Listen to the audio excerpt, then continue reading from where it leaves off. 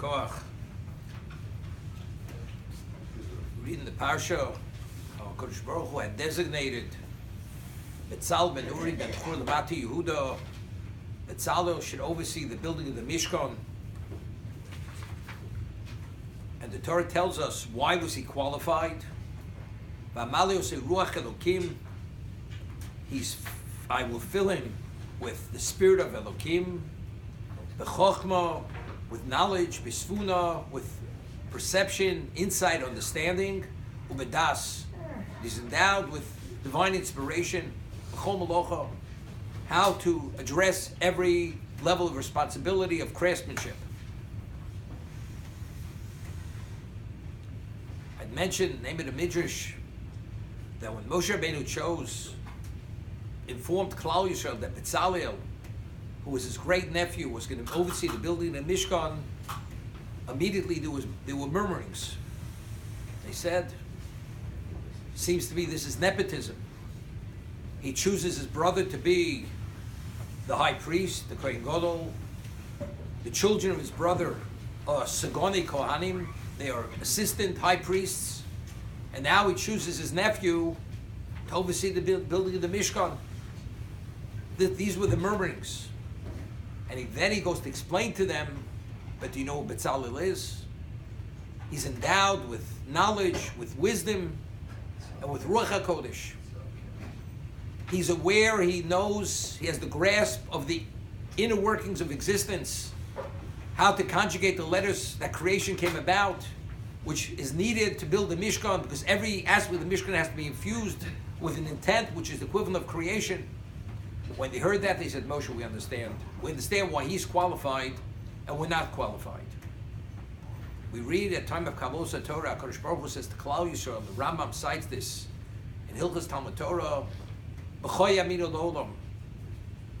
After the Sinai experience, they will believe you forever. They will not be able to attribute who you are to anything but that you are my spokesman, because they witnessed openly. It was not through hearsay, but rather they personally saw me speaking to you and instructing you how to tell Klal Yisrael whatever the obligation is, the Torah. Therefore, b'choy yaminu l'olam. Nobody will ever question the authenticity of your prophecy of who you are.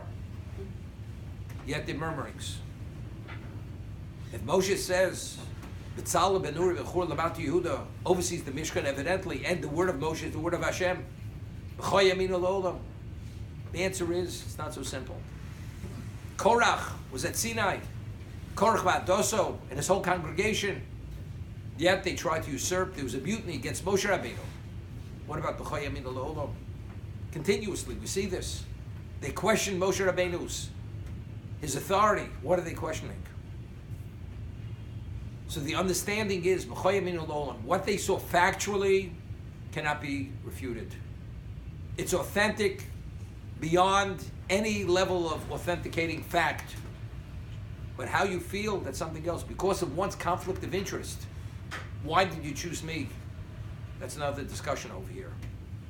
But because the only way that you're able to accept b'choy yaminu l'olam as fact, irrefutable fact, not only when you understand it, as they said, Moshe, we understand he's more qualified than us. That's not based on b'choy yaminu l'olam. That's based on understanding of your inadequacy, and you understand you have no relevance to it. But anything that we have relevance to, what we call ego, it's lacking in humility. The reason why Moshe Rabbeinu never questioned to any degree HaKadosh Baruch Hu Chas v'Sholom, because Moshe Olam Mikol Adam, he's the most humble person. Nachnu Mo. There wasn't a trace of self within himself. Therefore, there was never a question, why not me? The question never even came to the surface, or even below the surface. But every other Jew, we understand it's that, but there's always the but what about us? Why were we left out? As a result of that, that question of why not me always blurs the b'choy yaminu l'olam. We understand it's the fact, but the moment the ego rears its head, then we have a problem. Moshe, nepotism. It seems to be nepotism. Of course, it's not, because you're the spokesman of Hashem, but it seems to be that. Korach took it to the nth degree. Korach, because he was the greatest pedigree, he had the same yichus as Moshe Rabbeinu, he went head to head with Moshe Rabbeinu, and he led a mutiny to try to usurp his authority.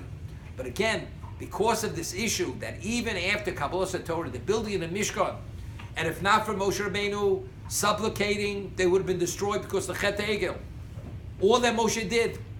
But there's always the question, what about me? And because of that, it was only because they understood that they were not qualified, it was beyond their ability. That's why they accepted Moshe Rabbeinu, and this quieted those murmurings.